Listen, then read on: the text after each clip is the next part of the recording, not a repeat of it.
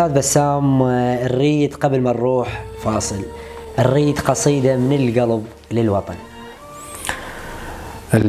اكو هوية بسام التركي. نعم. اللي ملاحقتني أينما ذهبت. نعم.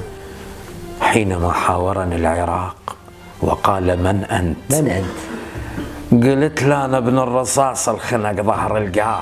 جميل. أنا ابن الشلب والذي سواها، أنا ابن الرماد الباع ذمت الشيخ، الروحة مو رخيصة والكم انطاها.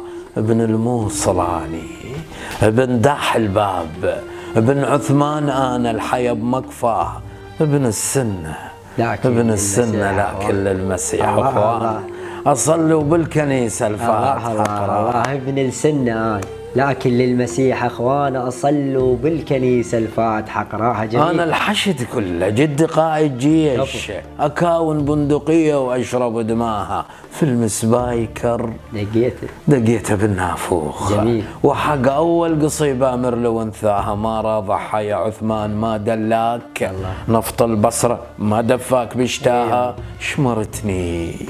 شمرتني بخيمة التهجير يا ملعون، ترى داعش دعاية وانت خلاها، عرفناك انت بايع صفقتك يا شين، عرفناك انت بايع للعرفناها، انغريت بعددهم هزتك الاعلام. أيوة. كتبوها عوج كرهتهم اسماها، 1700 روح مو ميتين وضريح حسين دورهم وتلقاها. انا ابن الوالد الصاحت ورا التراب. عافية ابني عافية ابني عافية ابني النخيته وقام سواها، عافية ابني الطلع للموت ما مجبور. هاي رادها وهاي تمناها اكيد بهذه الكلمات الوطنيه وباستذكار شهداء سبايكر.